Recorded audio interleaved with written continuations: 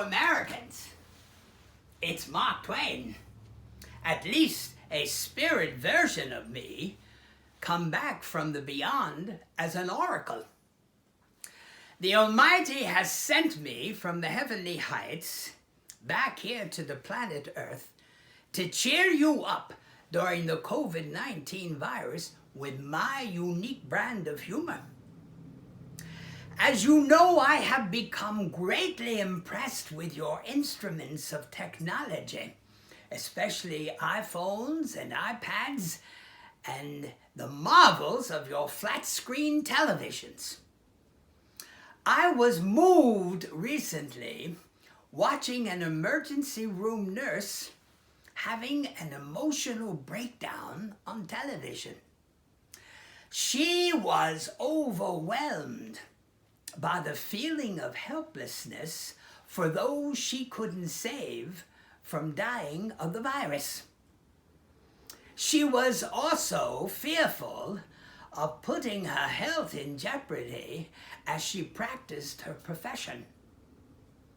Trying to protect herself from catching the virus inspired her to say, "I think it's time for me to write my last will and testament."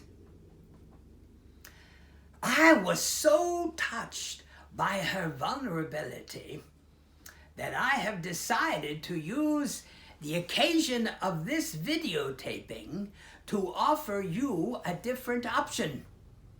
Today is April 21st, the 110th anniversary of my death. The New York Times issued a 4,000-word obituary about me after I died, and they did so without my permission. The first thing they got wrong in the obituary was my age.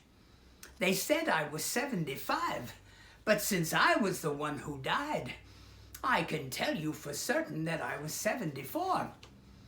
I should have come back from the beyond and haunted that obituary writer for poor research.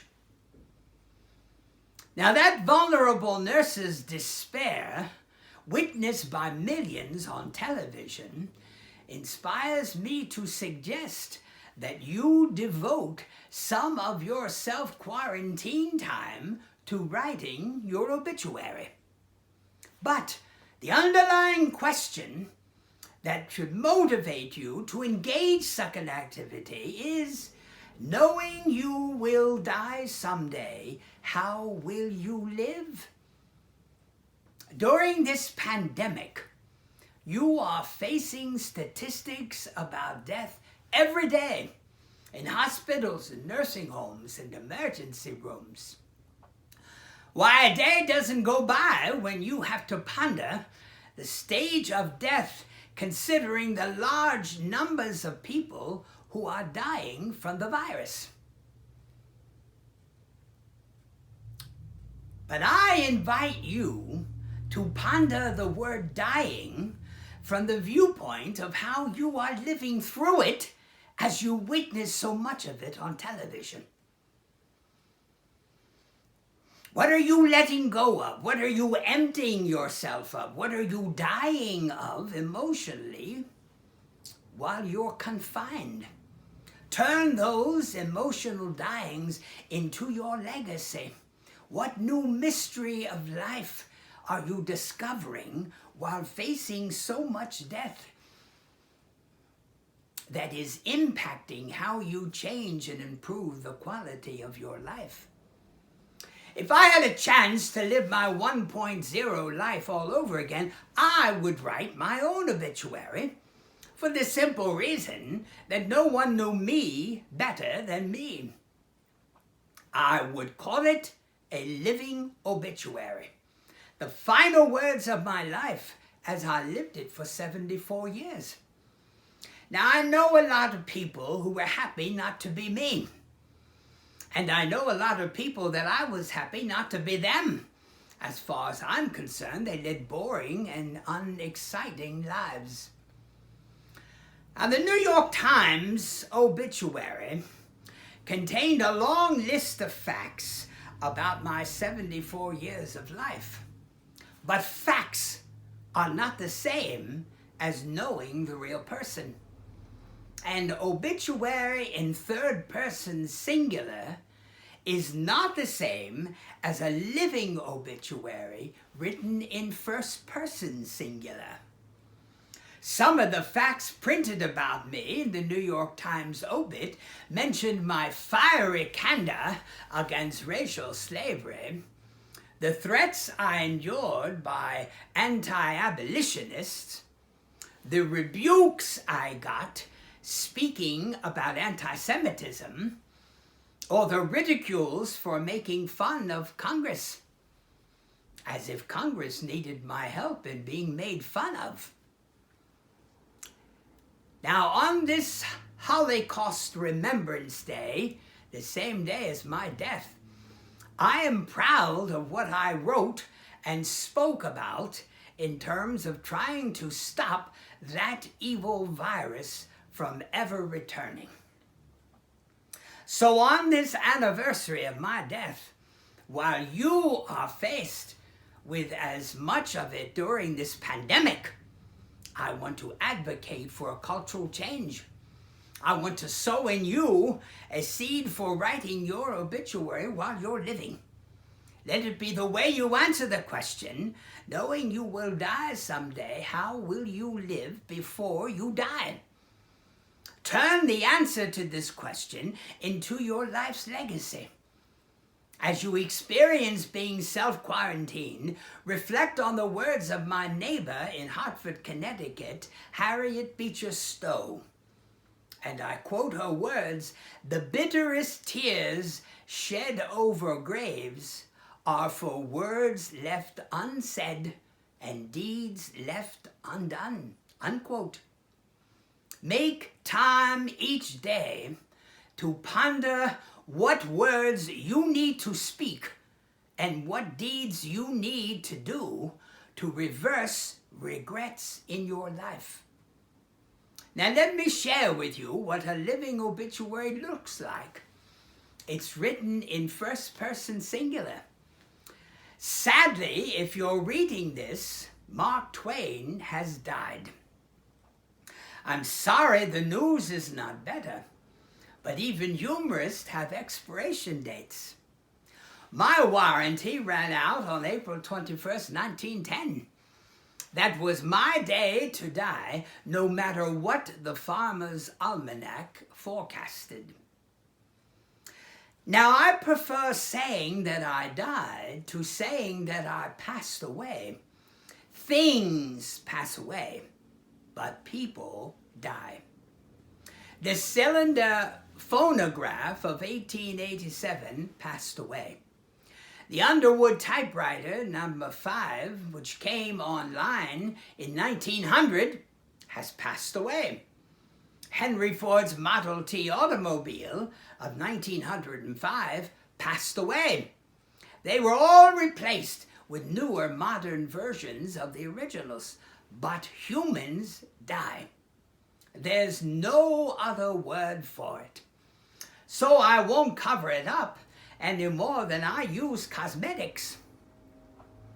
I think one reason why I lived a long, happy, contented life is because I never cared about my features, whether or not I waxed my mustache or got a haircut or trimmed my eyebrows. Some people think these unkept features were part of my trademark image. The truth is, I valued my inner gifts more than my outer looks, which is why I never qualified for a beauty pageant. I value principles over popularity. I value the dignity of every human person over prejudices. I valued unmasking the stupidities of Congress and the hypocrisies of organized religion.